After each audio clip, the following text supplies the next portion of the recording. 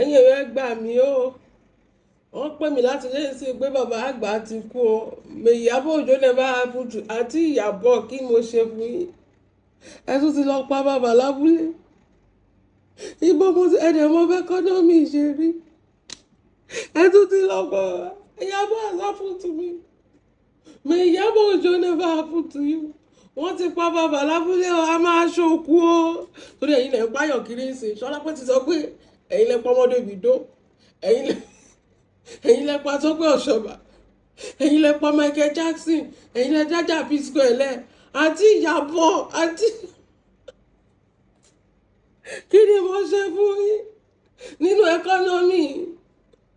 ẹkọ́nọ́mì àti Iyabo mo rò pé mo dẹ̀ support yín dáadáa àti Iyabo kò yẹ kẹ́ ṣe irú kan báyìí fún mi èmi ọlọ́ ládùúrú bí ẹ ti fi bí sólóore o ládùúrú bí mo ṣe mo dẹ̀ jà fún yín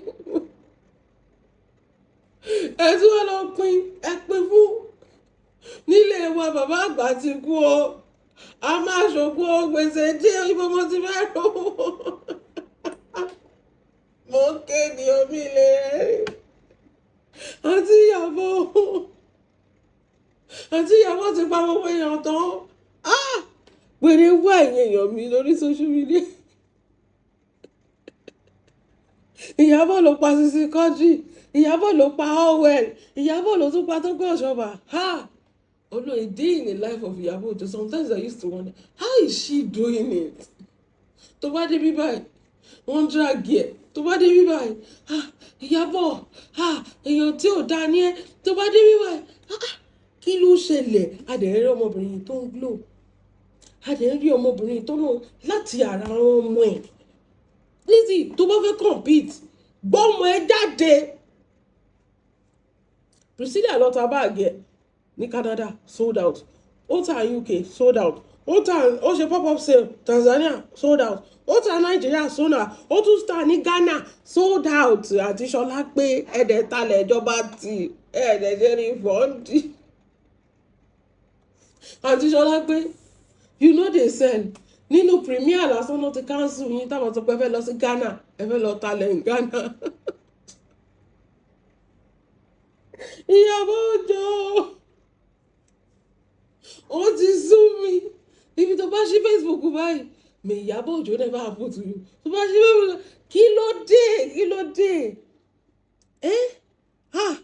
ìgbà tí Iyabo Ojo parọ́ mọ́ mi pé mo jí mọ́tò ó ní wọ́n parọ́ mọ́ òun ò jí mọ́tò ó ti jẹ́ pé ìwọ problem tí mo ní nínú gbogbo èyí tẹ̀ wá nínú ìjọ́sìn yẹn ó ṣe pé ìwọ ló ń parọ́ mọ́ tí wọ́n fún ara ẹ̀ kò bá rìn bèbè àwọn tó ń jí mọ́tò báwo náà ṣe máa parọ́ mọ́ ẹ pé o jí mọ́tò ó nígbà yẹn nìyá òun kú so technically Iyabo Ojo ló parọ́ mi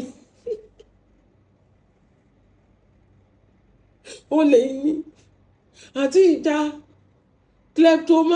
kleptolizzy ni ẹ gbàgbé ó ń ja burúkú olè woman yẹn kó tó ṣe kíní wàá pòórá ni kó tó ṣe ó máa pòórá báyìí kó tó sọ pé ó fẹ́ ṣe Lizzy fast tẹ bá wọn pé sharp shooter fast pápápá ni ọmọ yẹn ò fi má fi para àdìsá má fi para ni ó fast ó ní mo sọ fún yín she doesn't like the way people are celebrating her colleagues she feels like òun ló yẹ kó òun wà position but ìwà ò dáa ni I don't think your colleagues are avoiding you should you understand I just feel like as a human being I cannot put it over my conscience pé irú ìjà wo ni wà àtẹ̀yàn wọn máa jà tó máa sọ pé ọ̀tá ọmọ ẹ̀ máa kú it is absurd. And how can you say that you call yourself a mother tó dẹ̀ lọ́mọ náà tó máa sọ pé irú èèyàn yẹn bẹ́ẹ̀ yẹn ló fẹ́ ẹ wo bí Zainab ṣe wà ẹ wo wèrè tó fẹ́ ṣe nígbà tó ti tó gbogbo ìfún ẹ̀tọ́ tó ṣe fẹ́ ṣe marriage ẹ wo bí Zainab ṣe wà téèyàn kan bá jáde lénìí tó bẹ̀rẹ̀ sí ṣépè fún ọmọ Z-Dog mi ní take care that is it ó jẹ́ èèyàn kan táwọn bá já ó jẹ́ èèyàn kan tí èèyàn ò bá já gbogbo àwọn èèyàn tó ṣépè fún ọmọ Lizzy ń gbà yẹn torí pé àwọn yẹn náà torí pé Lizzy ti ṣépè fún ọmọ tó yìn gbà yẹn náà ni nǹkan tí Lizzy ṣe ló gbà padà she doesn't like when they ṣépè for her children but why did you do that to people and expect no result. It's not possible. You cannot eat your cake and have it. They did to you exactly what you did to Toyin. You feel and see Kailara. But you're not doing it in a way that you are doing it to scam people on social media. You are a scammer. Scammer wash, man. Ṣáàrí kọ́lé ṣáàrí Iyabo ní nǹkan kan kí ló kọ́ owó àwọn èèyàn tó jí gbà lọ́wọ́ wọn torí pé wọn lè sọ̀rọ̀ torí ẹ̀rù ń bá wọn pé tó bá gbé ẹ jáde ṣèbí ó ti establish ground pé anybody tó bá wá sọ́dọ̀ ẹ̀ Iyabo Ojo ló rán wọn wá nǹkan tó máa fi kẹ́wọ́ nìyẹn tó máa fi jàre wọn. So wọ́n ti mọ̀ pé tó bá sọ fún ẹ pé àwọn fẹ́ gba refund àbí tó bá jáde pé kó tó lọ bá blogger nǹkan tó máa wà ní Iyabo ló rán wọn wá. Ìwọ ló dẹ̀ ń gbowó lẹ́yìn. Ìwọ ló ń scam tó ń lu jìbìtì tó ń lu àwọn èèyàn jìbìtì. Ìwọ ló ń scam àwọn people wọ̀nyí. Ó ń fi owó àbù ó fi ń ṣàbù láàánú. Ìwọ ló ń scam àwọn people wọ̀nyí tó ń gba òun gbẹrù lórí wọn òun gbajà lọ́wọ́ wọn bó ṣe ń kójọ òun gbàjábọ̀ ó lè ní ẹ́. Kò sí bóyá ó gbé mọ́tò ìwọ yìí náà ló gbé mọ́tò ó délé onílé ò délé onílé ó mú mọ́tò ẹ̀ ó kì í mọ́lẹ̀ ògbẹ́ ìwọ yìí náà nù dùmọ́ta ìwọ yìí náà ló lọ ń ṣe fake visa fee ó lè níyẹn náà ó lọ jí owó olówó ó tún fi ṣe fake visa fee owó àwọn tó wọ́n wọrí steward ṣe ó ti jẹ́ pé ìwọ nìkan àwọn òun gba embassy kọjá ni mo ní embassy àwọn òun gba immigration kọjá ni ìlú wo làwọn ò tí ì dé rí immigration wo là kì í gbà kọjá wọ́n lọ stop èèyàn rí fún pé wọ́n tẹ̀ stop pé pépé ò complete máa gbọ́ olórí burúkú ọmọbìnrin ó lè jagun mẹ́ wọ́n ò dá dúró pé ò ní right document wọ́n dẹ́ ẹ dúró torí pé owó ọ̀kẹ́ oníke ò fi ṣe visa fee wọ́n dẹ̀ ti flag ike yẹn sórí you can still ìwọ tó lè jí 91,000 ṣé wọ́n ní òní lè jí $140 tó fi ṣe visa fee inú ẹ̀jẹ̀ ló wà pé owó àwọn èèyàn ló máa ń gbà ń gba ọjà lórí àwọn èèyàn. It has been in your thing for a long time. Ó ń gba ọjà lórí àwọn èèyàn ni, ó ń kó owó wọn, ó fi establish ara ẹ̀, ó ń gbẹ̀rù lórí wọn ni, nǹkan tó ń ṣe nìyẹn. Because ó ṣe jẹ́ pé ìwọ nìkan náà ń bá nídìí gbogbo ẹ̀. Ìwọ nìkan náà ni, nǹkan nìkan wo Priscilla ọmọ kékeré tó mú láìfo ẹ̀, kò ń fa wàhálà, kò ń bá yàn jà. Ìwọ náà ló lọ ń tọpinpin ọmọ tí ò dárúkọ ẹ rí tí ò bá ẹ sọ̀rọ̀ rí olóyè kó lè sọ fún ìyá ẹ ó yẹ kó lè máa bá yẹ sọ̀rọ̀ ó yẹ kó lè sọ fún ìyá ẹ pé kó má ṣe é.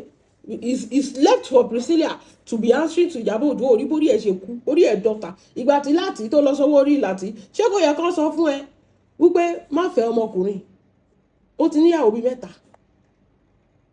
ìgbà tó ti fọ́kọ kọ́ ló ti síwọ́n ìgbà tó ò fọ́kọ ó rí bí ayé ẹ àṣírí ẹ ò tú sáyé lọ́wọ́ bó ṣe tú sáyé lọ́wọ́ yìí. Ìgbà tó fọ́kọ your life align ìgbà tó ti mú orí ibú sọ ẹnu báyìí ìwọ àti bọ́dá láti jágbàjàgbà rẹ́yẹrẹ dé rádaràdà lẹ́jọ́ ń ṣe kiri. Look at your life. Jíjí ni ó palẹ̀mọ́ anything tálábóyún gan bá kọjá tí ò bá fúnra wá Lizzy máa fa oyún inú ẹ̀ lọ ni gbàgbé ó máa fi ṣàgbà lójú fìrí báyìí. Ó ń jí ó ń ja olè he will rob you of your money rob you of your mind gbogbo eléyìí tó ń ṣe olè ẹ̀mí ló ń jà ní o gbogbo Iyabo Ojo ló pa Mohbad Iyabo Ojo wà nílé ni ẹ tẹ̀ lo logic ẹ má tẹ̀ lo anything ṣé Iyabo Ojo wà nílé ni Iyabo Ojo ṣó wà nílé yẹn ìgbà tí Mohbad kú àbí Iyabo Ojo wà níbi tí ṣebí ọmọ tó sọ pé kú ìwọ́n sọ pé police station náà ti ń gbé bọ̀ tọmọ yẹn lọ ti kú àbí Iyabo tún wà inú ilé kí náà pè Davido ọmọ Davido tó sọ pé ó drown Iyabo ló lọ tì sómi ẹ má lo anything ẹ lo common sense kẹ wò bóyá biometrics ṣé kíní yẹn gan correct ẹ lo common sense biometrics ṣé kíní yẹn ṣó ṣe kíní is it even correct.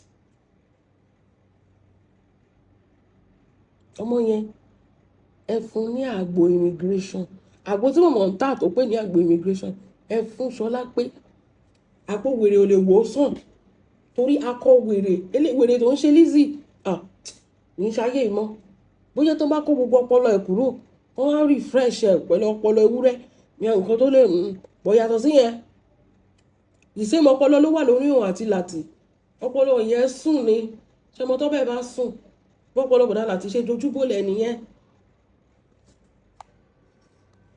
àníwọ̀n ẹ̀yin náà wọ́n máa ṣe yes ẹ̀ ń testify sí nǹkan tẹ́ ẹ̀ mọ̀ pé right wọn ò ní ìdá ti sọ fún ẹ ṣé Ìyábọ̀ Òjó wà nílé ni so Ìyábọ̀ Òjó who is Ìyábọ̀ Òjó just a Nollywood actress ó máa sọ pé ẹ lọ pa ọmọ Davido ọmọ bàbá olówó Adé case ẹ̀yin náà dẹ́ sọ pé yes na ṣí pa Mohbad ó máa sọ pé kọ́ lọ pa Mohbad a superstar so torí pé Jumajuk tó sì bẹ̀rẹ̀ sí ń kọrin nílùú ẹ̀ ni ó ní ẹ̀ ó lọ pa dèwé ó lọ pa Mohbad torí pé ó fẹ́ gbé Juma wá ṣé Juma àti mo Juma tẹ́lẹ̀ ni báwo nìkan ṣe dì kan lọ́wọ́ náà ta ni ò ní kú ṣé Michael Jackson the king of kí ló kọ yẹn ṣé pop ni ṣé kò kú ni ta ni ò ní kú tá bá sì wọ́n pé ó bá ti ń ṣe orin àbọ̀ òun ṣe kínní wọn last that is it wọn sábà last wọn sì jókòó àgbáyé Whitney kínní ó kú náà ṣé Whitney ò kú ni ta ni ò lè kú no ẹ sọ fún mi ta ni ò ní kú Ìyábọ̀ Òjó náà ló kó Michael Jackson ọ̀dẹ̀ torí pé ó fẹ́ talẹ̀ ìjọba ilẹ̀ òòṣà ilẹ̀ onílẹ̀ ilẹ̀ tó ń líìsì fún wèrè ó lọ ń gba àwọn ilẹ̀ tó mò ń sọ fún yín pé àwọn ilẹ̀ tí àwọn ìjọba tí development ò lè débẹ̀ ni wọ́n á fún nínú igbó wípé kó lọ máa scam àwọn èèyàn àwọn tó fún nílẹ̀ yẹn wọ́n ti mọ̀ pé in the next 50 years ìjọba ilẹ̀ ò lè kan bí báyìí so ó jìnnà sí kinní ó súnmọ́ etí omi tó bá sọ pé ó fẹ́ lọ fa wèrè ńbẹ̀ bákan tiẹ̀ sómi wà bómi lọ òkú ẹ̀ náà kò tẹ̀sẹ̀ níbẹ̀ tó máa débẹ̀ tó máa fún wa mọ̀ pé òkú ẹ̀ wà mẹ́ báwo ló ṣe fẹ́ dé ibi tí ilẹ̀ Lizzy wà wọ́n sọ pé ó fẹ́ lọ ìwọ nìkan ló máa lọ wọ́n sọ pé ó fẹ́ lọ gba location ilẹ̀ ó ti lọ nìyẹn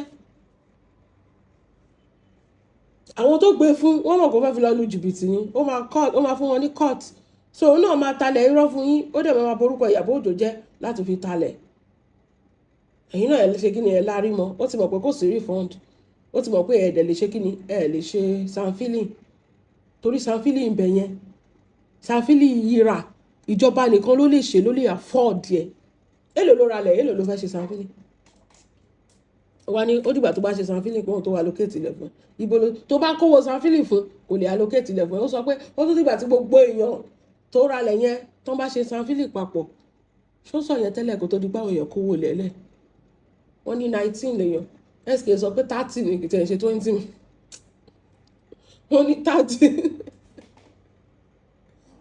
ọmọbìnrin yẹn mo sọ fún yín she's good Ṣọlápé is good vulnerability ibi báyìí lẹ ti máa gbọ́n ṣe mọ̀ pé ó sọ òun gangan ló ń kọ́ yín lọ́gbọ́n sìn with distraction with a touch of distraction pé Ìyábọ̀ Òjó ló burú jù ṣé ìyẹn la fẹ́ jẹ Ìyábọ̀ Òjó burú ó wọnú ilé ẹ̀ wá ìgbà tó kí o kó sẹ́pọ̀ ẹ̀ sóbò ẹ̀ ó fa okó yọ kúrò lóbò ẹ̀ so báwo ni bíburú Ìyábọ̀ Òjó ṣe àfẹ́ẹ̀tì ẹ̀ tí màá fi wá sọ pé torí pé Lizzy ń jàjà ìranù kan màá lọ kówó mi fún Lizzy think about Ìyábọ̀ orí inú ilé yín rí ó dá sọ̀rọ̀ ilé yín tí o máa ṣe pé Lizzy dárúkọ Ìyábọ̀ ni Ìyábọ̀ will not be involved in this case at all Lizzy ló lọ ta sí Ìyábọ̀ náà òun ló bẹ̀rẹ̀ sí ń búlì Ìyábọ̀ náà Iyabo was not involved in anything that has to do with Lizzy. Ìgbà tẹ́ sọ pé Iyabo lọ rẹ́rìn ibi tó ti ya orí eku sórí Florida. Ẹ lọ crop Instagram Iyabo, ẹ gbé sórí Facebook mọ̀mọ́ wọn. Just imagine. Ẹ lọ edit Instagram Iyabo. Ẹ fi laughing emoji sí. Ẹ máa wò Iyabo first priest Instagram ẹ nìyẹn. Iyabo ò ní Facebook. For a long time kò ní Facebook. Ó ṣe ní Facebook ń sì ní now. Iyabo first priest Instagram ẹ nìyẹn. Ẹ wá lọ gbé Instagram Iyabo, ẹ wá lọ gbé síbi tó ti yẹ orí eku sórí Florida. Ẹ wá sọ pé Iyabo lọ rẹ́rìn ibi tó ti ń búlé ọmọ yín. Orí ẹ̀ ò pé Ṣọlá pé àwọn òpó nínú ọ̀nà tẹ́lẹ̀ so of course. Ṣé orí yín ò jọ pọ̀ papọ̀? Tọkọtọkọ tí gbogbo ọkọ ẹ̀kan lásán kan ò lè rí pé what is the nonsense is this? At least if you are bringing evidence, bring the right thing. You are manipulating evidence to bring for your stupid follower for them to believe. Tó bá gba anybody, ẹ̀yin tẹ́ ti forí kọ ẹ ti fọ́rùn kó pàápàá. tó bá gbá anybody Agba gbé ni, tó bá dẹ̀ pa yín sórí ilẹ̀ yẹn Agba gbé ni. Nobody will justice for anybody. Ṣùgbọ́n fẹ́ ṣàbòsí, àbòsí ti pa yín sí tí ìmọ̀ kankan. Ẹ̀yin èèyàn mi, ẹ jọ̀ọ́ mo gbọ́ pé kí ló yẹ yín mọ̀mọ́ kì í ṣe time. This is not the time and the date tó yẹ kẹ́yìn mọ̀mọ́ yọ. Baby Dorcas yẹn ó máa pé 1 nínú time, and we need mọ̀mọ́ láti jẹ́ kí àṣẹ. Mọ̀mọ́ báwo lẹ ṣe máa jẹ́ kí àṣẹ sì tẹ́yìn yín ti fẹ́ wọ́ tán. Mo kọ́kọ́ rò pé ìgbà tó kọ́kọ́ rí fọ́tò yẹn mo kọ́kọ́ rò pé ṣé ẹ̀ pull legs wà ní. Ìgbà tí mo wá ní mọ̀mọ́ lórí iṣẹ́ láìfù ni mọ̀mọ́ tí yan yín o. Téèyàn wọ́n tẹ̀ sí jẹ́ kí àṣẹ jù gan. Mọ bí àṣẹ máa ń gé àṣẹ. Ẹ ṣe plastic eyín ẹ tún lọ́ọ́ fi jẹ́ kí àṣẹ. Ṣé igi àṣẹ ti kán mọ̀mọ́ lẹ́yìn mọ̀mọ́ ọlọ́wọ́ yẹ kí yín dàbí ẹyin Bukky Jesse. Igi àṣẹ ti ṣe kí ó ti kan yín lẹ́yìn. Come on, just look at it. Just mọ̀mọ́ alábẹ́ jíjóná wọ́n ní abẹ́ yìí ti pẹ́ta. Ẹ̀yin ló tún wá ní ẹjọ́ kí ló dé tí gbogbo ẹ̀kọ́ ń ṣẹlẹ̀ sí mọ̀mọ́ sí náà, because I don't understand. Why is everything happening to mọ̀mọ́ right now? Téèyàn bá ti ṣèkà jù ọmọ tẹ́ ẹ sọ pé kó lè dé America. Dorcas is in America now ma. You trust Dorcas now? Ọmọ líle lọmọ yẹn. Ọmọ líle lọmọ yẹn. Ẹ mọ̀ pé ó máa bojú ìyá yín jẹ́ ni. Dorcas ti fúnlẹ̀ o. Kékulé gbọ́ kó sọ fún toko. Àwọn yẹn wọ́n lẹ́nu sà. A kàn máa gbọ́ ẹ báyìí. May Dorcas never happen to you. Dorcas ti happen sí mọ́mọ́. Dorcas ti. Mo dé Sunday mo ní màámi ọjọ́ tẹ́ ti lọ fọmọdé àti bébí yẹn ọmọ tí ò ṣẹ̀yìn ọmọ tí ò ròyìn tẹ́ẹ̀dẹ̀ mú kí àṣẹ tẹ́ẹ̀dẹ̀ ń jẹ́ kí àṣẹ torí ọmọ kékeré. Mo ní ẹ̀sìn lélẹ́yìí Ọlọ́run níwájú Ọlọ́run àti èèyàn mo sọ. Mo ní ọmọ yẹn kò ṣẹ̀yìn àṣẹ mọ̀mọ́ bínú torí pé wọ́n fọmọ yẹn lówó bẹ́ẹ̀dẹ̀ ni. I don't understand bí yẹn ṣe máa bí ọ̀nù mi. I don't know. Èmi sọ pé what is there tó máa bí ọ̀nù? Why will I be fighting somebody's baby? Kí máa bá baby jà torí pé wọ́n fún lówó. I honestly don't get it. What has Dorcas done to this woman? You understand? Kí ni Dorcas ṣe? I look at everything and realize that okay, Dorcas has literally done nothing. In fact, nothing. Ẹ sọ̀rọ̀ lọ́yà. Lọ́yà yẹn ẹ̀yin kọ́ lẹni lọ́yà o. Ìbílẹ̀ lẹ pè wípé kó fún yín lọ́yà wípé wọ́n ti arrest Dorcas. Ìbílẹ̀ ló ní lọ́yà tó pe lọ́yà yẹn lọ. Lọ́yà yẹn délẹ̀ ó bá sàn ó bá àwọn you are a lawyer, you meet sàn ó rí pé ilẹ̀ kan ti rọ́ lọ́yà àwọn èèyàn gba lọ́yà fún dọ̀. Àwọn yẹn lẹ́nu ṣe mọ̀ Dorcas jẹ́ nǹkan tó yẹ pé humble nǹkan tí mo like ẹ̀kọ́ ni. She's a very humble person. Ó jẹ́ nǹkan tó yẹ pé ó humble but bó ṣe humble tó yẹn ó ní tẹ́ bá sọ pé she's rooted ẹ gbàgbé she's rooted ó ní àwọn èèyàn lẹ́yìn àwọn èèyàn tó àwọn eléyìí tẹ́ mọ̀ fún tó lè fẹ́ para yín lórí àwọn èèyàn tí woman yẹn mọ̀ tí Dorcas mọ̀ mọ̀ wọn tó yẹ kí wọ́n sọ fún yín pé do you know who I know? Irú èèyàn tí Dorcas yẹn mọ̀ náà láàfin fojú sí Wọnúọlá lára tó jẹ́ pé Wọnúọlá kò kọjá fẹ́ lára gbogbo wa ọ̀rẹ́ láwọn méjèèjì wọ́n dẹ̀ mọ́ra wọn dáadáa. Ẹ wo bí Wọnúọlá bó ṣe ń ṣàwọn àti Bukky Haram ó ṣá Bukky ò padà àwọn látijọ́ yẹn ó ṣá mọ̀mọ́ ó gbé ìjókòó snẹ́. Ṣé ní these girls they don't wọ́n ṣe làwùlàwù ṣe understand the thing they understand the system wọ́n ṣe làwùlàwù wọ́n ṣe kárí mi wọn kì í ṣe ẹ̀ ló má ṣe these are classy ladies that are educated so mọ̀ nǹkan tó mọ̀ they limited the resources to themselves so you don't know them until tó bá ti lọ tọ́ wọn you don't know who they are.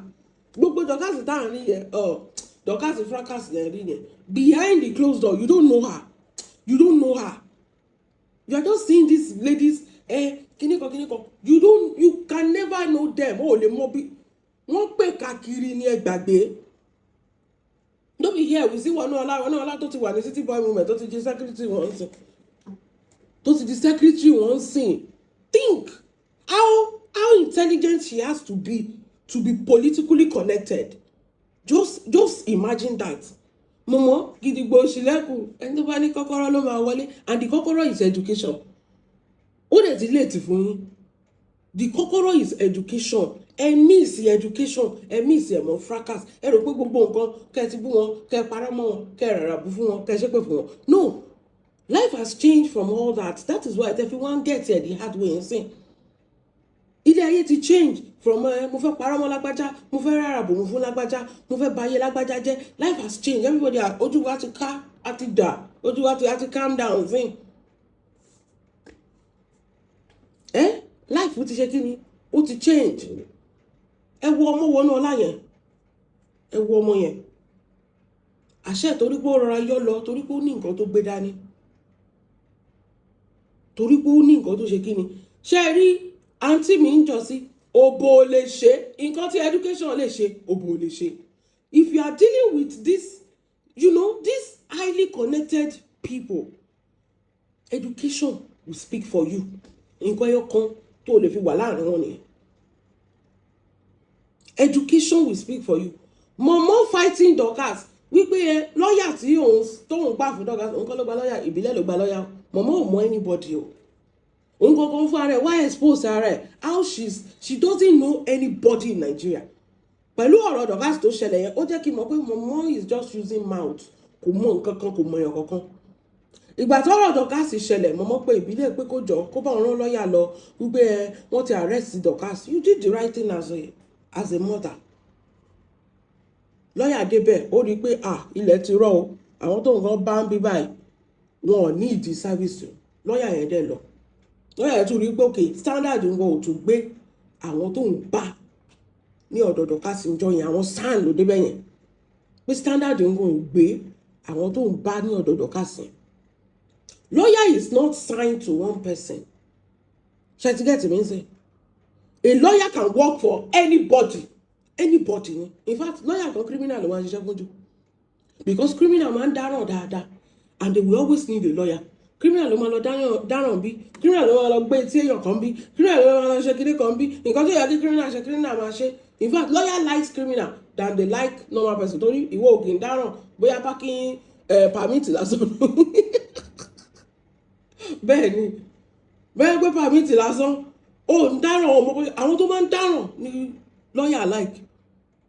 That is the reality of lawyers. Tẹ́ bá rí wọn dáadáa, ẹ̀yin criminal náà máa wà torí wọ́n máa ń sanwó wọn dáadáa. And being a lawyer in Nigeria, Nigeria will test you. That is the truth. Ẹ ṣe mọ̀ bí Naija ṣe rí. Kí làwọn bíbọ̀ ẹ̀ máa jẹ wọ́n ní family wọn ní gbogbo ẹ̀. Ìgbà tó gba lawyer fún Dorcas, lawyer rí pé òkè kò sí nǹkan kan tó wọ́n lè need the service òun níbà. The man left. Bóyá máa yẹn gan ló bá Dorcas sọ̀rọ̀ lẹ́yìn pé mama ẹ wò tẹ́ bá ní bíi documentation kankan tẹ́ bá ní di àwọn little things bóyá ẹ ní the signature kìíní kan ẹ ní the documentation kìíní kan ẹ ní the ṣẹmọ just petty things mama reach out to me I can help you get it ṣẹmọ pé ṣẹmọ the more the client the better for the lawyer. Dorcas has her own lawyer. She uses a SAN. Kò lo lawyer SAN ló ń lò. So she was like okay àwọn kọ́kọ́ wà tó jẹ́ pé okay SAN ó ti pọ̀jù fún SAN bóyá mo need a piece of document kan bí báyìí okay jẹ́ kí n lo lawyer ẹ̀ màá dẹ̀ fún lówó ṣẹ̀mọ̀ ó tún mú oúnjẹ sápò èèyàn ó tún bọ́ fún what I love about Dorcas nìyẹn she doesn't neglect anybody. Momo ò ní nǹkan kan tó fẹ́ gbé fún anybody ẹ gbàgbé. Dorcas did not say okay because the man is lesser than her own SAN kò sí nǹkan tí mo fẹ́ fi ṣe. Dorcas àti big àti small ó máa kó gbogbo èèyàn mọ́ra ni. Dorcas dẹ̀ sọ pé kò sí wàhálà bí wọ́n wá ń lo lọ́ọ̀yà yẹn you need small petty things okay ẹ bá mi ṣe lé kí ẹni yẹn náà máa rí owó mú lọ sápò. Petty things that is far away from our own case. Kéèsì ẹ̀ ń sìn báyìí kò sí kéèsì mọ́ torí báwo ló ṣe máa gbé sáàmì bèbí kan wọ́n ti clear orúkọ ọmọ Dorcas kéèsì tó wà níwájú ẹ̀ mọ́dà ní apààyàn ní mọ̀mọ́ orí yín ti gbálẹ̀ wọ́n ti clear with official documents. She did not buy anybody. Everything has been rectified.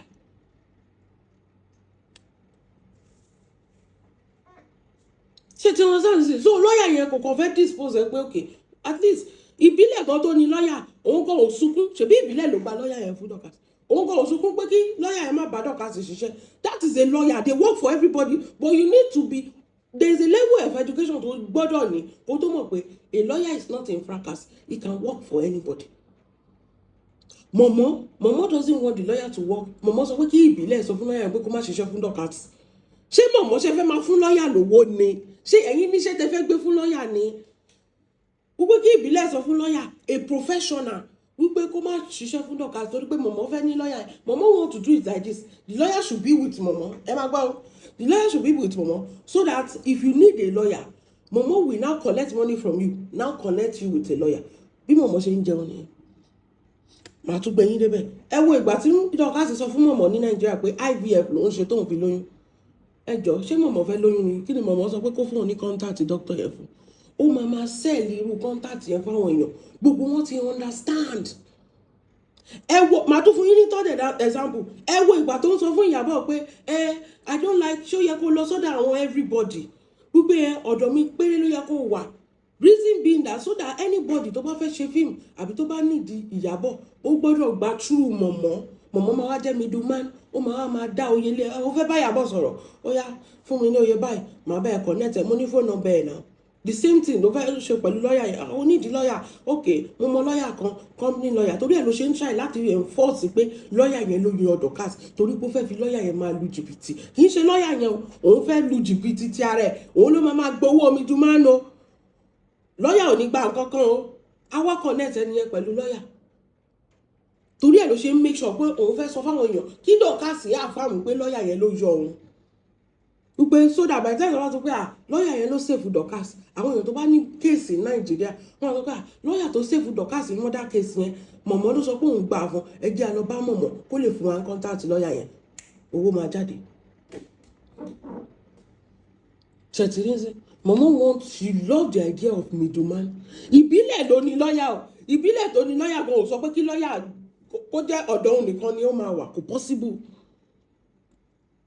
Ibile never said that because Ibile is an educated man that understand that lawyer can kò tiẹ̀ bí Ibile inú lawyer can Ibile gan ò mọ̀ pé lawyer yẹn àti Dorcas they are reaching out to each other because tó bá níṣẹ́ tó fẹ́ gbé fún lawyer bí tiẹ̀ ṣe wá ní tẹlòmíì ṣe máa wá ní tẹlẹ̀ ṣe máa wá but mama feel like everybody has to be loyal to her. I don't understand.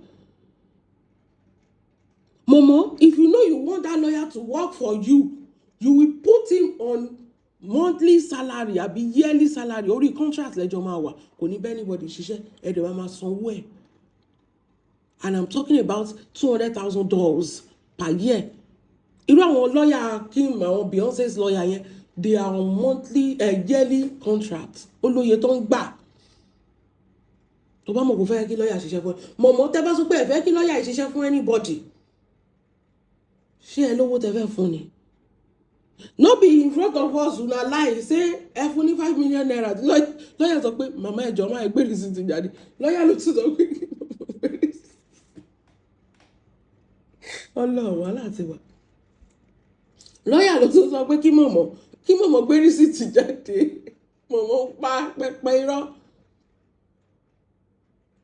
That is why tó fi ń jàǹgbá yẹn pé I want Dorcas to say lọ́yà yẹn ló ṣe ìwẹ̀ torí pé ó ti múlẹ̀ fáwọn èèyàn kọ̀ọ̀kan àbó ti fi gbowó lọ́wọ́ àwọn èèyàn kọ̀ọ̀kan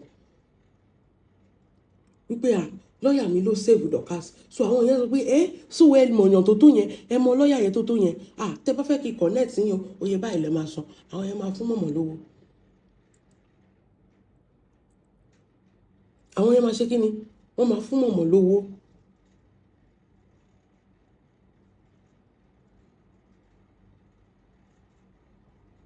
All she cares about is herself. Ìjà lọ́yà tí Dorcas sọ pé kì í ṣe Dorcas was telling the truth now. Dorcas said it's not the lawyer man.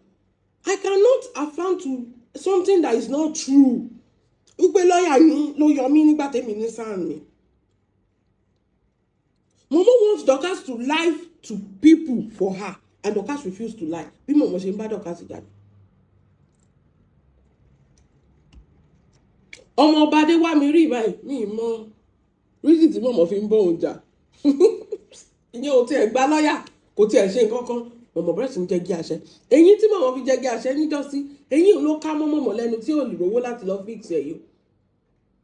Ṣé Adéwámirí tún gba lọ́yà ni? Torí I don't know why Momo ń jẹ́gi àṣẹ lórí Adéwámirí. Ṣé Adéwámirí gba lọ́yà ni? Think about it.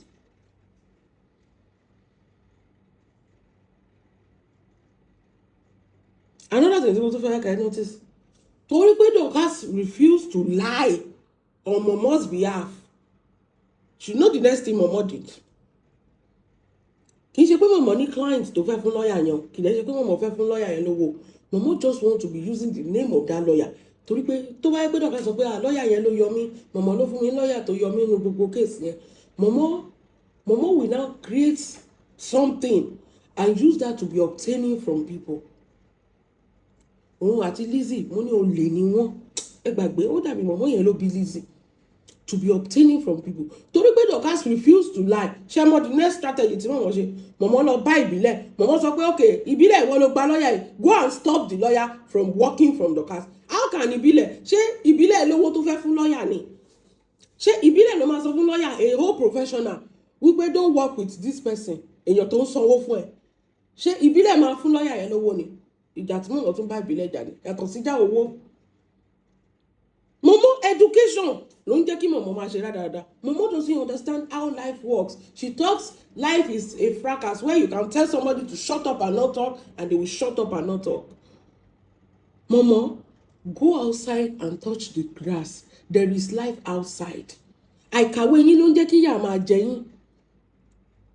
Tó bá jẹ́ pé ẹ kàwé lóòótọ́, ó yẹ kẹ́ tiẹ̀ lè ní àwọn ọmọ tó máa ti explain fún yín pé this is how it works in real life. You cannot tell a lawyer who he is going to work for. It's his own decision and it's his own pocket. And as Nigeria they go, the lawyer is in Nigeria. He will need a lot of clients. Ṣé ẹni iṣẹ́ tẹ́ fẹ́ gbé fún lawyer yẹn tẹ́ sọ pé kó má bàa Dorcas ṣiṣẹ́ ni? Ṣebí Dorcas ń san owó iṣẹ́ tó bá ṣe, Dorcas á san fún. Ṣé ẹ̀yin níṣẹ́ tẹ́ fẹ́ fún lawyer yẹn ni?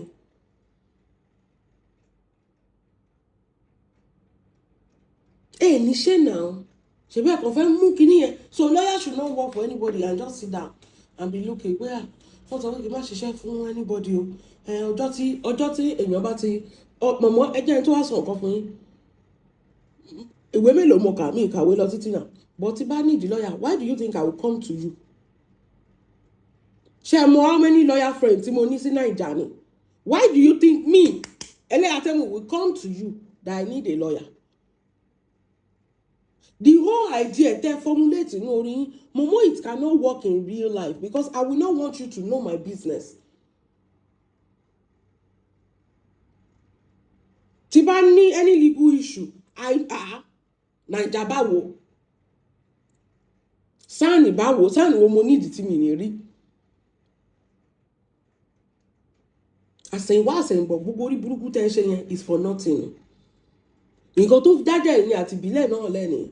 Torí pé you want ìbílẹ̀ to stop a whole professional from working. Ṣé ìbílẹ̀ ló fẹ́ máa bọ́ lọ́yà yẹn ni? Because I don't understand. Bí lọ́yà ṣe ń ṣiṣẹ́ fún ìbílẹ̀ ló ń ṣiṣẹ́ fún so many other people. That is what they call a lawyer. But you have to be educated to understand that a lawyer can work for anybody. That is where they make their money. They are not salary based. They are client based. Imagine if somebody did not understand something like that in 2026. Lawyer yóò gbọ́dọ̀ ṣiṣẹ́ for anybody. I will decide for a person that went to law school, that was called to bar, who you are going to work for. Láì ṣe pé mo ní owó kan tí mo gbé síbí kan tí mo fẹ́ gbé fún ẹ. Momo, education is not a scam. Education is not a scam. You need it badly ni. You are not going to Nigeria. Momo ò lọ Naija o. Momo ò ní case kankan Naija o. Then you are stopping people from earning their means, their ends meet because you want to stay on social media and gallivant. Ìwọ ló sọ pé Naija ò dáa, nǹkan tá lọ ṣe ń lè yẹn gan, ìlú tí ò dáa, ẹ kúrò Naija. The same mama want to stop Naija ló ń bọ́ mọ̀mọ́ ní ìlú tó wà kò rórí rẹ̀ kankan ṣe o. Advert ló ń bọ́ mọ̀mọ́ 50 million 10 million bó ṣe ń gbé advert fún nìyẹn, nǹkan tó ń bọ̀ yá yín nìyẹn. Owó Naija náà sọ fún mọ̀mọ́ o. So how will I say that somebody in Nigeria should not make his own money when I know that the person is a client base? Is not a salary earner, is a client base. Bí client bá ṣe wá sí ni máa yẹn ṣe máa make owó sí. So why will I tell the person not to? Ó ní family náà, ó lọ́mọ tiẹ̀ náà.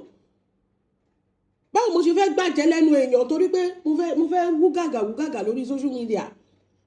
Àkókò gàgàrà ni mọ̀mọ́ yìí o. Mọ̀mọ́ ẹ̀rí ayé yìí ti bàjẹ́ tó ti bọ́ ẹ̀ oyin ti ń ká mọ́ yín lẹ́nu. Ẹ̀yin kọ́ ni èjìká yín yẹ́ ń jọ sí tán lọ́ ṣe sọ́jú. Eléyìí báyìí yín ló tún yọ ọmọ yín lágbárí.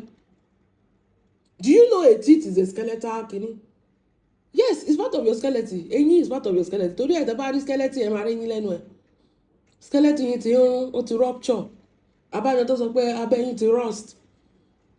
You have not seen anything. Ọmọ tẹ́ sọ pé kò lè wọ Amẹ́ríkà tẹ́ ń parọ́ fún wa. Amẹ́ríkà ló ti fẹ́ lọ ṣe bẹ́ẹ̀ di ọmọ ẹ̀. Mọ̀mọ́ how far? Báwo la ṣe máa jẹ gi àṣẹ ń sìn? Eyín wo lẹ ẹ ń jẹ ṣé spaghetti lẹ ń jẹ gan gbogbo ẹ̀yin ọbọ̀ nù eyín yẹn ṣé ìgbẹ̀yà ayé mi má má jẹ kó dàbí ti mọ́mọ́. Báwo la ṣe fẹ́ jẹun sìn mọ̀mọ́? How market? Báwo la ṣe fẹ́ ṣe é sí? Báwo la ṣe fẹ́ ọ̀rọ̀ ilé ayé yín gan ò sú ẹ̀yìn báyìí. Ọmọ tẹ́ ẹ ṣépè fún ọmọ yẹn mà ti pé 1 year. Ọmọ yẹn ló fẹ́ lọ ṣe wedding ẹ̀yìn ṣe ní wedding. Ọmọ yẹn ló fẹ́ lọ ṣe birthday ní Amẹ́ríkà. Wedding ti borí mi jẹ́ ìgbà tó pé wedding lẹ́yìn gbogbo èèyàn rí.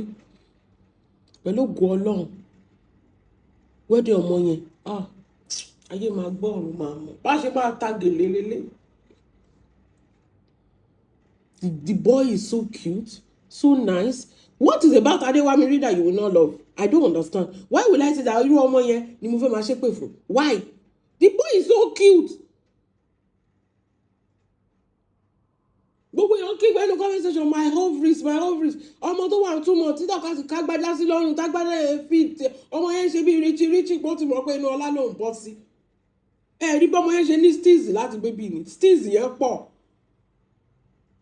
Àwọn yẹn sì mọ̀ pé inú ọlá làwọn ń bọ̀. Mọ̀mọ́ jẹ́ gí àṣẹ. Eyín tí mọ̀mọ́ fi jẹ́ gí àṣẹ lọ ní ọjọ́ náà lọ. February kọ́ lẹ jẹ́ gí àṣẹ yẹn ni. Mọ̀mọ́ ti ká eyín ní August. Mọ̀mọ́ èmi máa ṣíìpù igi àṣẹ wá sọ́dọ̀ yìí sí o. Ẹ máa jẹ́ o. Màá bá yín ṣíìpù ẹ má wọ̀rí. Mo fẹ́ kí gbogbo eyín lágbára yín kó yọ dànù. Ṣé ti rí pé kò lọ títí? Ilé ayé ò lọ títí náà. Position tó bá wà ní ayé ìlò dáadáa. Mo sọ kíní kan fún mi, mo ń téèyàn bá ti fẹ́ kú ló máa ń ṣe rédèrèdè tí mọ̀mọ́ ń ṣe. Ó bá lọ rẹ Martins jà. Mọ iye tí wọ́n yẹn gbé fún. Ó bá ìbílẹ̀ jà.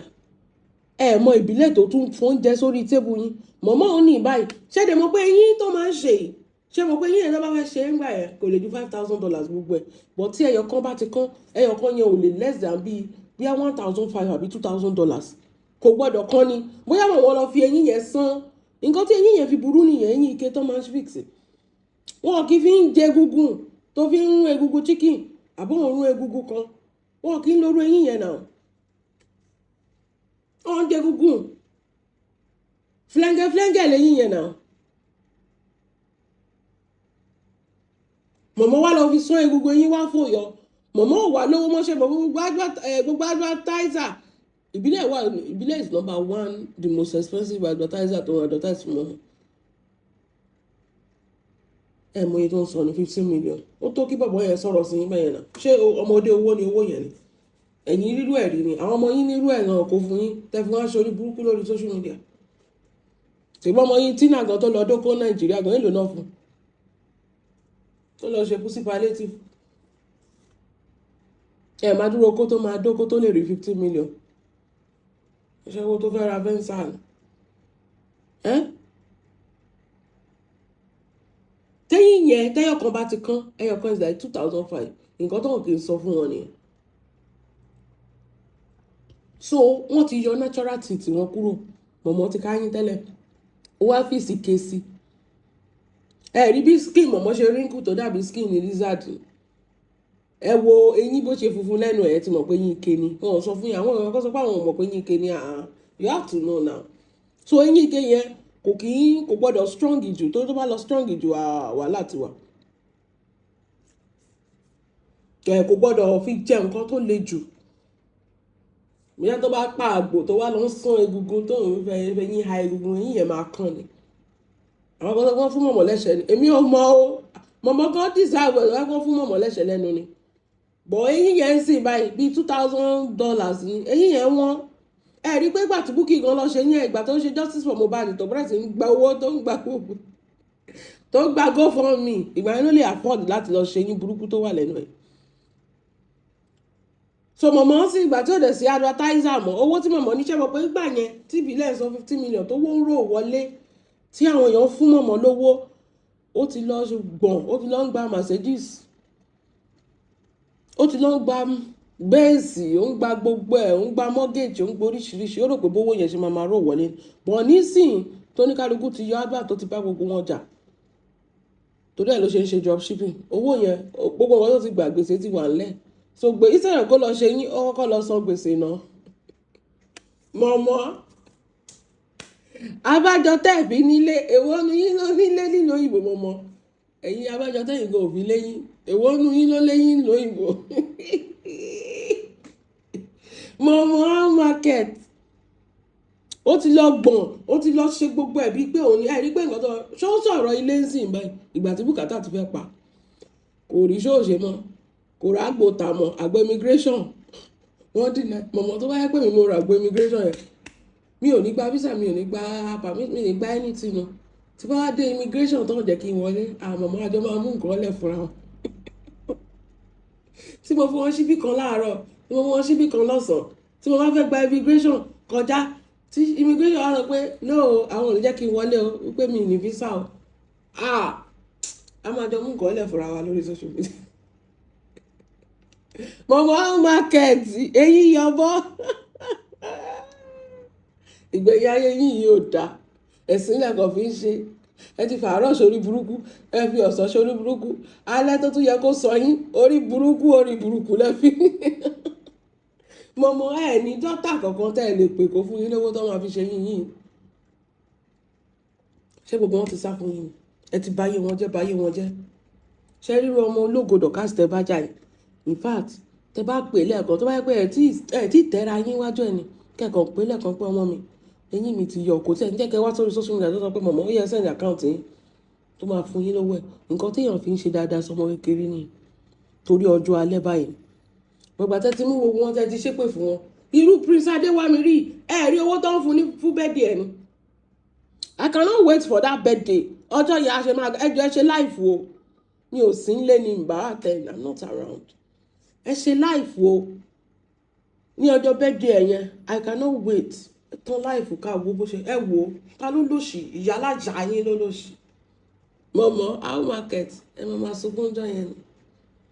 Ọmọ olórí nìyẹn tó bá yẹ pé Prince Adéwámirí ni ẹ sọ fún pé Adéwámirí o, èmi grandma rẹ ló ń sọ̀rọ̀ lọ́wọ́lọ́wọ́, eyín mi ti yọ o, kẹ́ mẹ́kún sun, ọmọ yẹn máa send owó sí yín, ràdó owó tó gbà ní wípé ó yá ẹ fún grandma lówó kó lọ ṣe yín ẹ̀, kò sówó lọ́wọ́ grandma.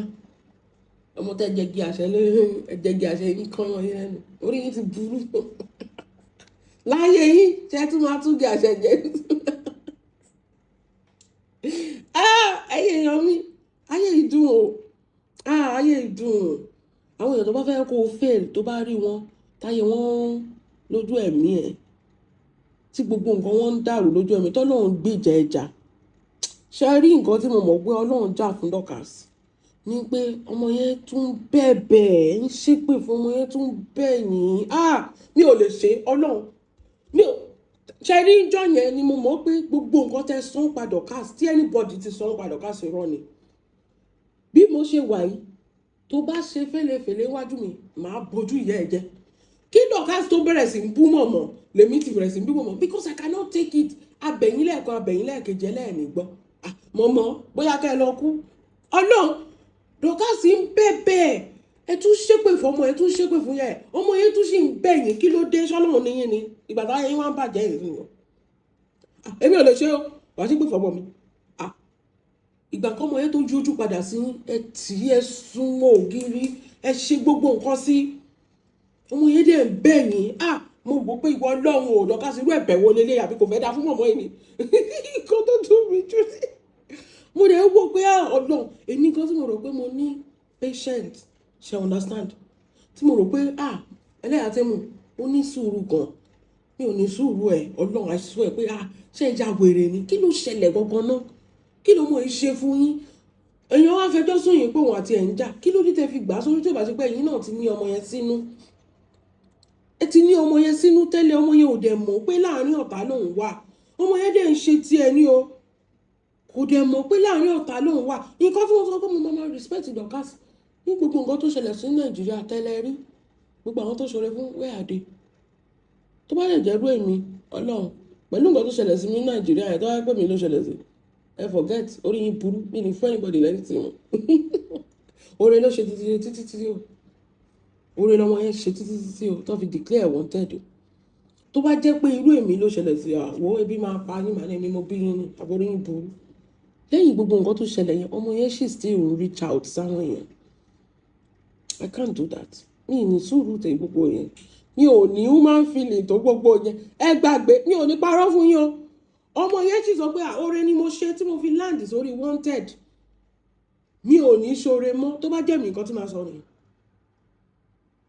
ọmọ yẹn sì ń ṣoore mọ̀mọ́ tí ò land sórí wanted kó lọ Nàìjíríà lásán kò lè lọ Nàìjíríà èèyàn mi ọjọ́ tí mọ̀mọ́ sọ pé òun fẹ́ fún tó fẹ́ lọ create TikTok tó fẹ́ máa ṣe bí àwọn ojú abẹ tó sọ pé mo ní 100,000 mo fẹ́ fún ẹ̀kan péré ni mọ̀mọ́ dá 100,000 ló já papò fún mọ̀mọ́ ìyẹn gan tó wáyé pé 100,000 yẹn gan lẹ̀ Dorcas mo máa fún yàn ní 500,000 empowerment 1 million naira empowerment ẹ wá sọ pé Ọlọ́run ò ní bless ẹ ṣó possible ni Dorcas ń fún yàn 500,000 1 million naira empowerment kó tó mọ̀ nǹkan tó ṣe ọmọ yẹn wá sọ pé 1 million lélẹ̀ 500,000 lélẹ̀ and we will see the people kì í ṣe pé audio money we will see when she empower people.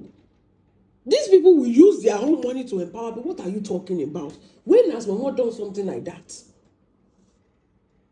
I respect ọmọ yẹn o. Ẹ gbàgbé. Aunty mi gan tó dé iwájú àwọn kiri gan ẹ pọn ọ̀nà ló ń gbà tara wọn nìkan ló ń dùn. Tó tún fẹ́ lọ fọyín de bàbá wọn lẹ̀. Ẹ pọn ọ̀nà ló ń gbà. Àlùjọ tó sunkún wá tó ṣe rẹ́kọ́ lè bẹ̀ ń jọ sí nǹkan. Where is àlùjọ today? Àlùjọ how market? Àwọn ò lè ṣe bẹ́ẹ̀ yẹn sọmọ yẹn no ó lọ bẹ́ẹ̀ yẹn kò possible mo sọ fún yín ọmọ tó wà lọ́wọ́ Dorcas ọmọ alágbára kan ni o you know how many years ló tẹ̀kẹ́ kó tó rí ọmọ yẹn ọmọ alágbára kan ni and Aldo was lying lórí live video adúrú gbogbo bullet ọmọ yẹn tẹ̀kẹ́ fún ẹ Àlùjọ how market orin yẹn báyìí ṣó ti fi dá nǹkan kan ṣó ti forin yẹn dá nǹkan kan mo sọ fún ẹ ó lè forin yẹn dá nǹkan kan ṣọmọ reason tí mo fi sọ bẹ́ẹ̀ àtìgbà tí Dorcas tó mú ẹ mọ́ra irú àwa ìyàwó ń drag Dorcas ni àwa ń pè é lólóṣó ni kò kí ń wo ariwo ọjà.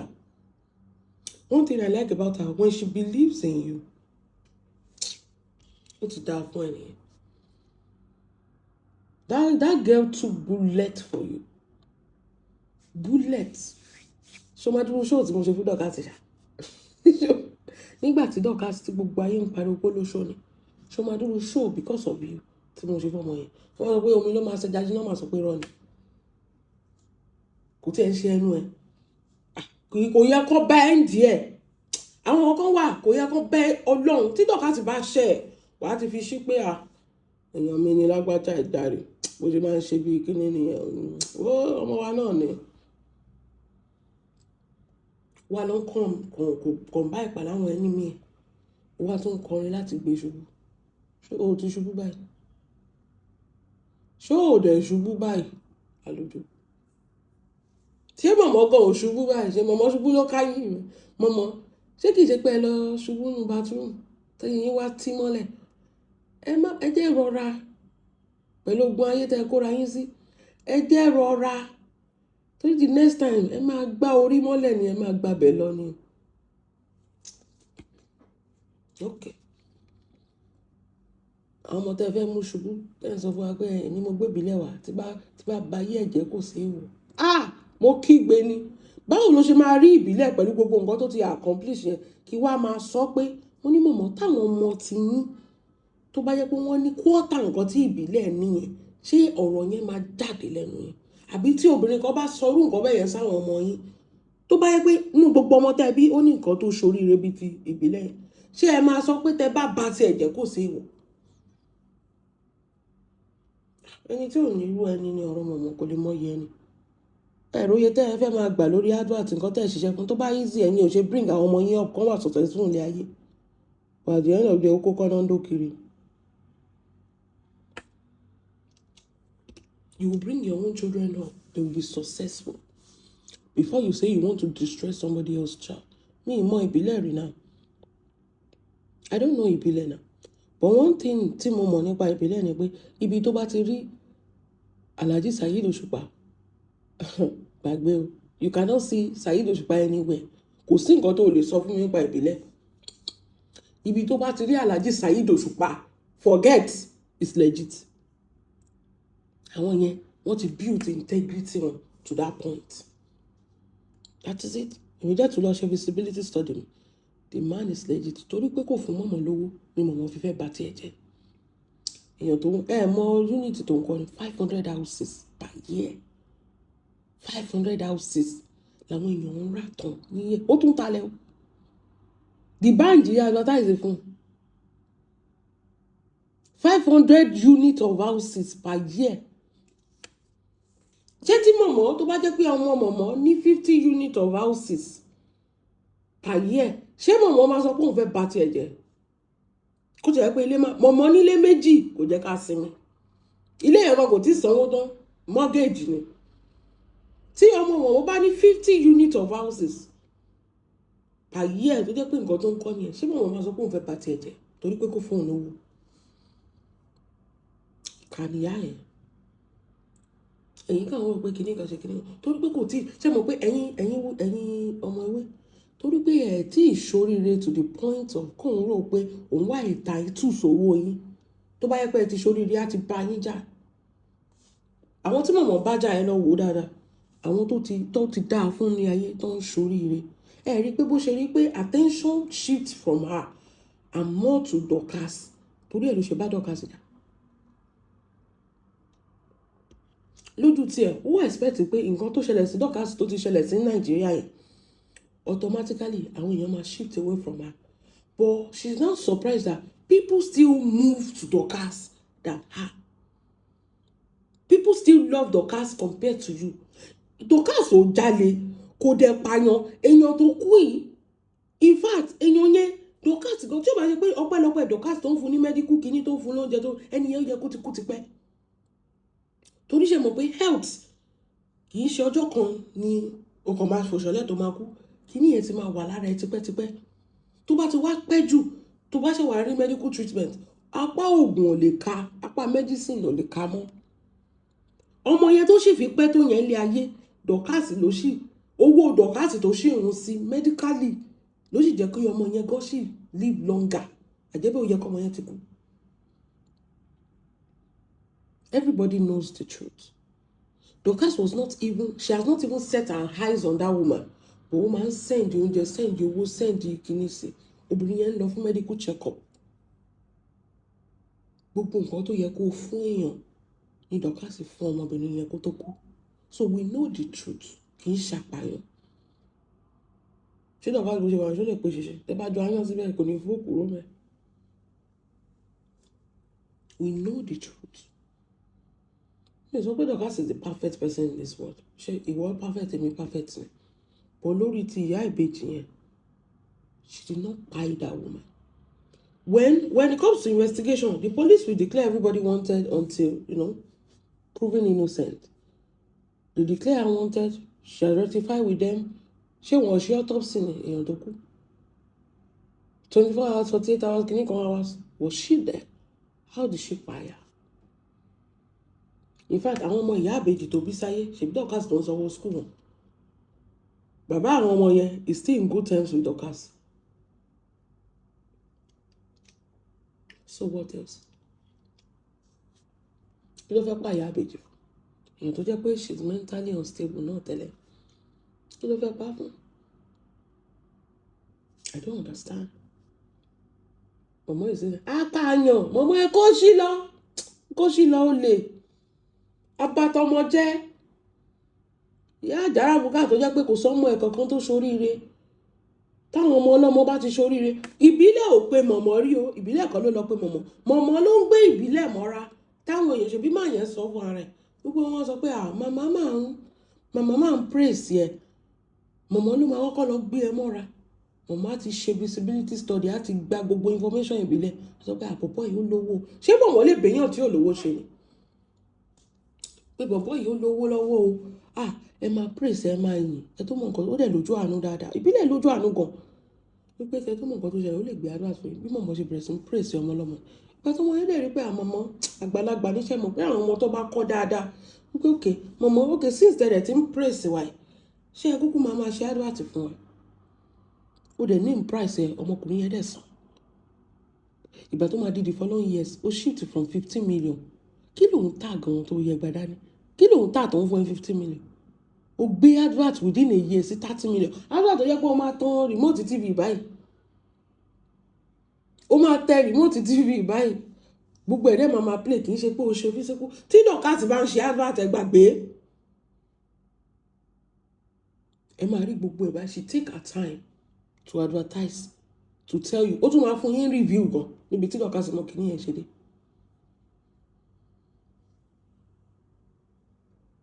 ó tún máa fún yín ní review níbi tọ́lọ̀ tí Dorcas mo máa kàn tẹ remote bí ó ti kó gbogbo ẹ̀ ó ti pa gbogbo ẹ̀ pọ̀ bí ẹ̀bà ó jù sórí tv akàn play ẹ̀ tó bá ti rí ìyàn akàn tí ní oṣù ọkọ̀ tí ẹ̀ ní fi energy sí nǹkan tó ń gba 15 million per year sí the next year ó ló fẹ́ gba 30 million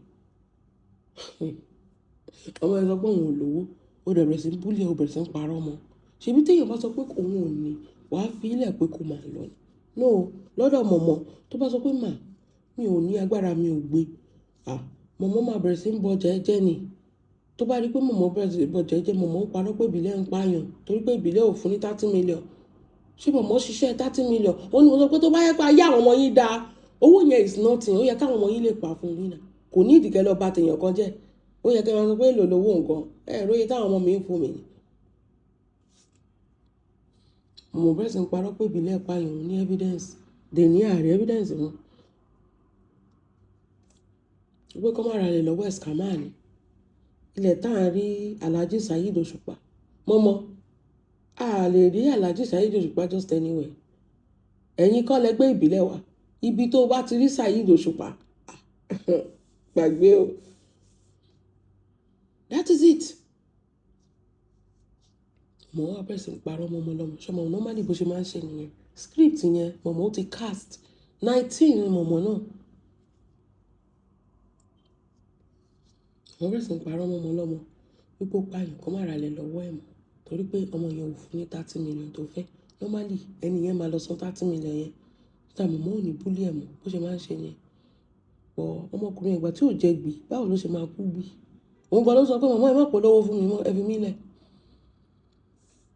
ṣé àtijọ́ yẹn ìbílẹ̀ ò tajà ẹ̀ mọ́ sold out tuntun ni àwọn ilé tó ń kọ́ àwọn ilé ẹ lọ wo àwọn duplex ẹ máa rí sold out àwọn ilé legit kì í ṣe pé ó lè dé bẹ́ẹ̀ mi ò tí allocate tí àwọn àti dídìrín yẹn tó ń pa àwọn yẹn eléyìí ìwọ fún ara ẹ ló máa lọ èèyàn tó ń kọ́ bí estate ìwọ ló máa lọ wo eléyìí tó wù ẹ́ ó tún máa wàá mú nọ́mbà tó wù ẹ́ wàá wo house tó wù ẹ́ tó fẹ́ rà wàá mú ilé tó wù ẹ́ fún ara ẹ kì í ṣe pé ibi tó lè dé bíi ti Lizzy ò nílé ẹyọ kan sórí ilẹ̀ tó ń tà wàá rí gbogbo ẹ̀ báyìí wàá tún mú payment plan tó wà comfortable fún ẹ gbogbo documentation wàá sign fún ara ẹ tó bá sọ pé ò sí ní Naija ìlú òyìnbó ló wà àwọn èèyàn ẹ máa dé bẹ́ẹ̀ eléyìí ládírẹ́sì kì í ṣe Lizzy tó ń kó kiri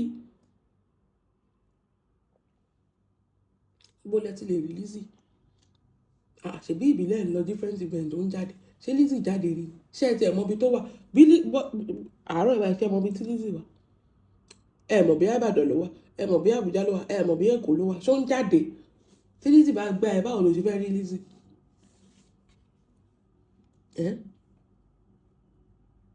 look at ìbílẹ̀ address is there tẹ́ bá lọ sórí site wọn Harmony Estate ẹ máa rí address ẹ̀ mẹ́ phone number ẹ̀ wà mẹ́ àwọn ilé kì í ṣe pé ó fẹ́ gba refund mi ò kì í ṣe refund ó fẹ́ gba refund ó yẹ bá mi tà kẹ́ fún mi lówó àmì ò lè bẹ́ẹ̀ túlẹ̀ tà náà mọ́tò tó ti ń ṣe ni kì máa ṣe àwọn èèyàn tó ń ṣe èèyàn yẹpẹrẹ mọ́tò tó ti tàlẹ̀ ṣé òun play jingle kò tó rí lẹ́tà ṣé ìbílẹ̀ bá orúkọ Ìyábọ̀ Òjó jẹ́ kó tó tàlẹ̀ mọ́mọ́ èmi ò ní ìṣù pẹ̀lú yín èmi kàn sọ pé ṣe mọ̀ pé téèyàn bá ti ṣe ìkà tó bá ti pọ̀ jù ìkà máa ń ka ẹni yẹn ní eventually ìkà máa ń ka ẹni yẹn eventually ìkà tẹ́ ẹ ti ṣe sáwọn ọmọ ọlọ́mọ ọ̀nà rí ṣe rí bẹ́ẹ̀ ṣe ń degrade ẹ wo bí ìdí yín ṣe gan pa bí ògùn tó ti kú ẹ wo bẹ́ẹ̀ ṣe ń degrade. You are degrading. Ní wọ́n ká mọ́ yín lágbárí ń sí. Ẹ̀wà rówó fìsẹ́ yín mọ́. Ṣé ibi báyìí la máa wà tí gbogbo ẹ̀ máa fi wọ́lẹ̀? Tí gbogbo yín ẹ̀ máa fi ká lẹ́nu yín? Báwo lẹ ṣe fẹ́ ṣe ṣó? Ẹ̀ ń sọ̀rọ̀ lásán ṣe tó dàbí pé ẹ̀ ń súfèé. Mọ̀mọ́ ẹ pé ẹ̀ ń sọ̀rọ̀ lásán ṣe tó dàbí pé ẹ̀ ń súfèé. Ẹ̀yin yín ti ní cardiac implantation báyìí. Mọ́mọ́dì ọlọ́ àmọ́mọ́ ọlọ́ ẹ fọkọ ìgbà tó yẹ kẹ́ máa gbádùn àwọn ọmọ kékeré ni ìgbà tó yẹ kẹ́ máa gbádùn wà ní ẹ fọkọ going for Dorcas is the worst lè gbàgbé tẹ́ ẹ máa fi kú is the worst mistake you can ever do because ọmọ yẹn ò ṣeré èèyàn bẹ́ẹ̀ àwọn ọmọ yẹn kò fọwọ́ yẹpẹrẹ mú yín. Rí pé tí ṣe wo MHM lásán má play show mi mọ́ lẹ́sọ̀ fún MHM wo bó ṣe dà fún yín gbogbo nǹkan tẹ́ bá Dorcas tán bá anybody dán 1% wò kan tó bójú yín jẹ́ wo gbà tẹ́ lọ sọ́dọ̀ àwọn ọmọ ayé tẹ́ sọ pé kí Adédìjì kó lọ́ máa bẹ̀bẹ̀ wo bó ṣe bójú yín jẹ́ wọ́n ní kẹ́ lọ kúnlẹ̀ kẹ́ kọ́kọ́ ra owó ẹ̀bẹ̀ sí wọn. Mo yẹn fẹ́ ibi tó Ọlọ́run má jẹ́ kí n tẹ́ níbi táyé tí ń fẹ́ mi wo ọ̀dọ̀ kó ìmọ̀dà bó ṣe máa ń kẹ́yìn wo ọ̀dọ̀ ìbílẹ̀ bí ìbílẹ̀ yẹn bó tún ṣe máa ń kẹ́yìn tó máa ń gbé yín àǹtí mi ló máa ń gbé yín Ọlọ́run má jẹ́ kí àdúrà gidi nìyẹn níbi táyé tí ń fẹ́ mi tó ti ń pọ́n mi lé má jẹ́ kí n tẹ́ níbẹ̀ mọ́mọ́ wọ́n ní ọjọ́ tí Lizzy ti mú fọ́tò yín tó gbá nǹkan mọ́ yín lórí lẹ́tí ṣiṣẹ́ orí yín gbàbọ̀dé wọ́n ní ọjọ́ tó ti kan nǹkan mọ́ yín lórí tó gbáwòrán yín síbẹ̀ ó lẹ́yìn lẹ́tí ṣiṣẹ́ wọ́n ti sàṣeyìn wọ́n máa ṣe it is well lẹ́yìn yẹn.